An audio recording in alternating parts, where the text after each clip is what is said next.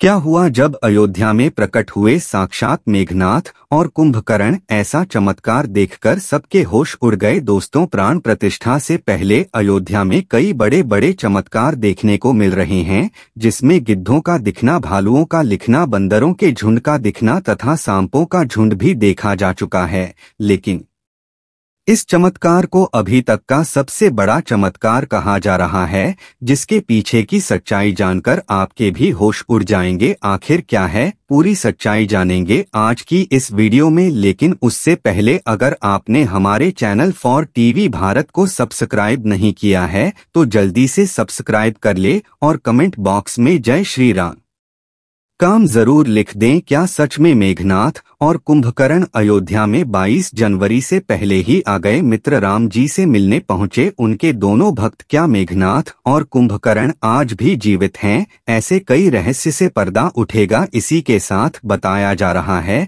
कि भारत के सबसे बड़े 4 शंकराचार्य मंदिर उद्घाटन में शामिल होने के लिए राजी नहीं हो रहे हैं। वहीं पर शंकराचार्य बता रहे हैं कि मंदिर अभी पूरी तरह से तैयार नहीं हुआ है, तो फिर प्राण प्रतिष्ठा कैसे हो सकती है।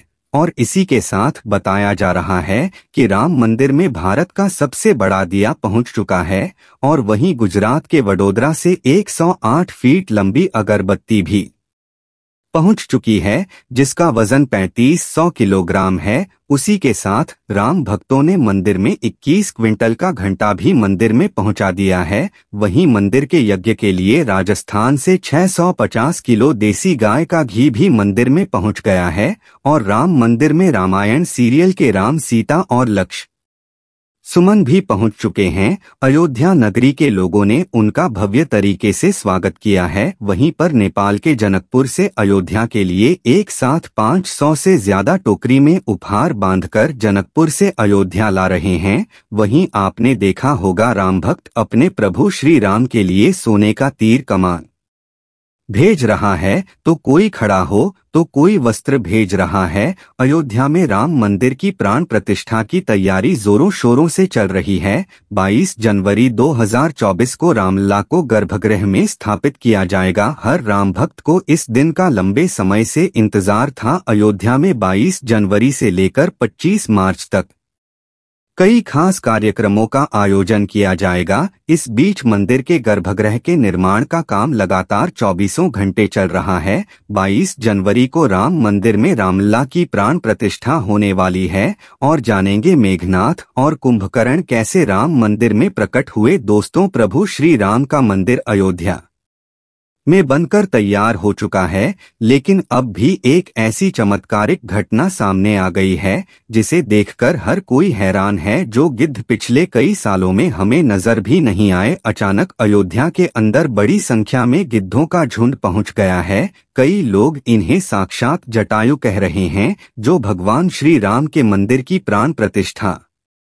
में शामिल होने के लिए आए हैं। लोगों को हैरानी इसलिए हो रही है क्योंकि जो गिद्ध की प्रजाति विलुप्त होने की कगार पर है, साल 2000 के बाद इतनी संख्या में कहीं पर भी नजर नहीं आए। और इतनी बड़ी संख्या में अयोध्या पहुंच जाना वाकई में भगवान श्री राम का चमत्कार है। और यह खबर जब मीडिया के अंदर पहुंची तो सब जगह भगवान श्री राम के चमत्कार की चर्चा होने लगी। इस चमत्कार को आज वैज्ञानिक भी मान रहे हैं। आज के इस वीडियो में भगवान श्री राम के मंदिर बनने के वक्त हुए वह चमत्कार बताएंगे, जिसे सुनकर आप भी चौंक जाएंगे। आखिर क्यों नेपाल से 2 विशाल शिलाएं लाई गई थी जिससे भगवान श्री राम की मूर्ति बनाई जाए थी, लेकिन उनसे मूर्ति न बनाकर दूसरे पत्थरों को लाया गया, जिस मौके का पूरी दुनिया बेसब्री से इंतजार कर रही थी। अब वह घड़ी आ गई है। अयोध्या में प्रभु श्री राम का मंदिर बनकर तैयार हो चुका है।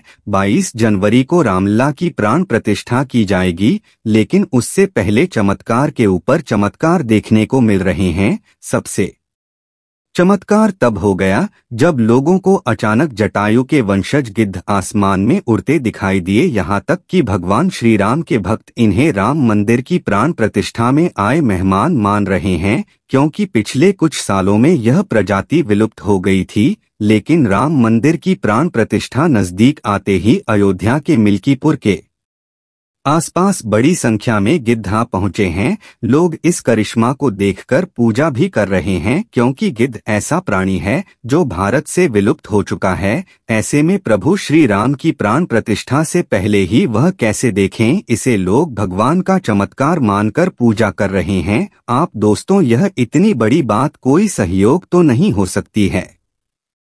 दोस्तों, कुछ बुद्धिजीवी लोग रामायण के होने पर ही सवाल उठाते हैं। उन लोगों का मानना है कि रामायण असल में एक कहानी थी, मगर दोस्तों, आज भी रामायण से जुड़े हुए कई सारे ऐसे सबूत मौजूद हैं जो हर किसी को मानने के लिए मजबूर कर रहे हैं। भगवान राम ने जो पुल बनाया था लंका जाने के लिए, वह आज भी मौजूद है।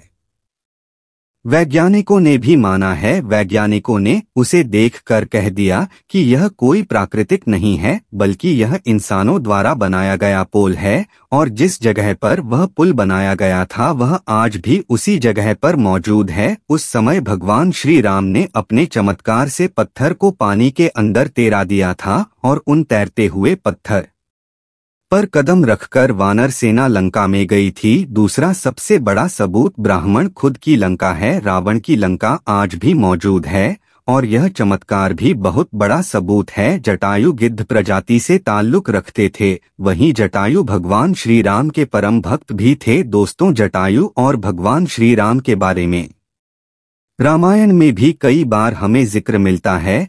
त्रेता युग में जब भगवान श्री राम को अपने पिता द्वारा वनवास का आदेश मिला था, तब पंचवटी में भगवान श्री राम की पक्षीराज जटायु से मुलाकात हुई थी। पक्षीराज जटायु माता सीता को अपनी पुत्री के समान मानते थे। दरअसल जब रावण माता सीता का हरण करके ले जा रहा था, तब जटायु ने ही लंकापति रावण को सीता माता की रक्षा के लिए युद्ध किया था। वही जटायु जिन्होंने अपने पंखों से रावण को बहुत चोट पहुंचाई थी। रावण के शरीर को जटायु ने लहूलुहान कर दिया था। इस संघर्ष में जटायु ने अपने प्राणों की आहुति दी थी। छत्तीसगढ़ के दंडकारण्य में गिद्धराज जटायु का मंदिर है। यह वह स्थान है जब सीता का अपहरण कर रावण पुष्पक विमान से लंका जा रहा था, तो सबसे पहले जटायु ने ही रावण को रोका था। राम की राह में जटायु पहले शहीद थे। राम कथा में प्रसंग आता है जब जटायु के भाई संपाति ने कहा कि मेरे पंख कमजोर हैं, मगर आंख दूर की चीजें देख सकती है,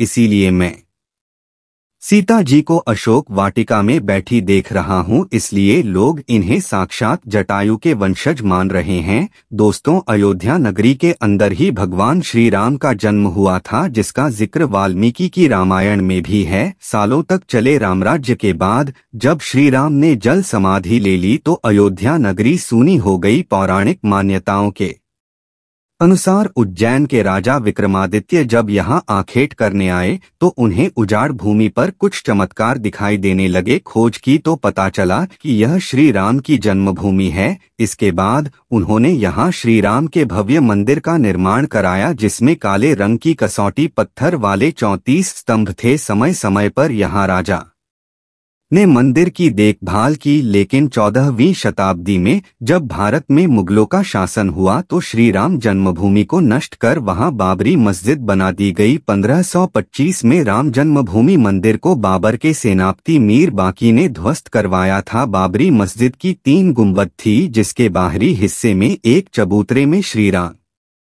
के बाल स्वरूप की पूजा होती थी। इसे राम चबूतरा कहते थे। लेकिन 1950 में बाबरी मस्जिद के मुख्य गुंबद के ठीक नीचे वही मूर्ति निकली जो सदियों से राम चबूतरे पर विराजमान थी। बाबरी मस्जिद और राम जन्मभूमि मंदिर पर सालों चले विवाद के बाद आखिरकार श्री राम की अपनी जन्मस्थली पर प्राण प्रतिष्ठा हो रही है। अब एक सवाल यह है कि आखिर अयोध्या में भगवान श्री राम की मूर्ति बनाने के लिए नेपाल से 2 विशाल पत्थरों को लाया गया था। इन पत्थरों को लाने के बाद आखिर क्यों उन पत्थरों से मूर्ति नहीं बनाई गई? ऐसी क्या वजह थी कि नेपाल के उन 2 पत्थरों की जगह दूसरे पत्थरों का इस्तेमाल किया गया? दरअसल राम मंदिर के निर्माण का काम पूरा होने के बाद फरवरी में नेपाल के गाली गंदगी तट से 2 शिलाएं अयोध्या लाई गई थी। इन 2 शिलाओं का वजन 14 टन और 27 टन था। शुरुआत में इन शिलाओं से राम मूर्ति बनाए जाने की बात सामने आई, लेकिन बाद में पता चला कि इन शिलाओं को राम मूर्ति बनाने के लिए उचित नहीं पाया गया। भारतीय मीडिया में छपी कुछ खबरों के मुताबिक इन पत्थरों से मूर्ति नहीं बनाए जाने की एक वजह राम मंदिर से जुड़े संतों की ओर से जताई गई आपत्ति थी। खबरों के मुताबिक कुछ संतों का मानना था कि इन पत्थरों को मूर्ति निर्माण में इस्तेमाल नहीं कर सकते क्योंकि कालिंदी की चट्टानों को तोड़ा नहीं जाना चाहिए क्योंकि वे शालिग्राम के बराबर है। हालांकि अयोध्या पहुंचे नेपाली प्रतिनिधियों के मुताबिक इन शिलाओं की तकनीकी जांच के बाद मूर्तिकारों ने कहा कि ऐसी शिला से मूर्ति तराशना संभव नहीं है। इसके बाद दूसरे पत्थरों से मूर्तियां बनाई गई। नेपाली प्रतिनिधियों के मुताबिक 27 टन वजनी शिला पर मूर्ति तराशने की कोशिश की गई थी क्योंकि 74 टन वजनी शिला को शालिग्राम माना गया, लेकिन 74 टन वाली शिला भी उपयुक्त न पाए जाने के बाद दोनों शिलाओं को राम मंदिर निर्माण स्थल के पास रखा गया है। भारतीय मीडिया के मुताबिक राम मंदिर के गर्भगृह में रखने के लिए देश की अलग अलग जगहों से लाए गए पत्थर से 3 मूर्तियां बनाई गई है। इनमें से सबसे अच्छी मूर्ति का चयन कर उसे गर्भगृह में स्थापित किया जाएगा। दोस्तों, अयोध्या में दुनिया का सबसे बड़ा विशाल मंदिर बन रहा है। लोग बेसब्री से इंतजार कर रहे हैं। राम मंदिर के लिए कुल 68 एकड़ जमीन है, जिसे 2 एकड़ में मंदिर बन रहा है। पहले मंदिर के मुख्य शिखर की ओर 128 फीट थी, अब यह 161 फीट होगी। 3 की जगह 5 गुंबद और एक मुख्य शिखर होगा। वैसे तो साल 2020 में ही काम शुरू कर दिया गया था। प्रधानमंत्री नरेंद्र मोदी ने 5 अगस्त 2020 को अयोध्या में राम मंदिर की आधारशिला रखी थी। साल 1994 में बाबरी मस्जिद को ढहा दिया गया था, जिसके बाद हिंदू पक्ष और मुस्लिम पक्ष के बीच इलाहाबाद हाई कोर्ट से लेकर सुप्रीम कोर्ट तक लंबी कानूनी लड़ाई चली। इसके बाद नवंबर 2019 में ऐतिहासिक फैसला सुनाया और आदेश दिया कि अयोध्या में विवादित जमीन पर मंदिर बनाया जाए। इस फैसले में यह भी शामिल था कि केंद्र सरकार मस्जिद के निर्माण के लिए सुन्नी वक्फ बोर्ड के लिए 5 एकड़ जमीन उपलब्ध कराए। दोस्तों, आप इसको लेकर क्या सोचते हैं? कमेंट में जरूर बताएं। धन्यवाद। जय श्री राम।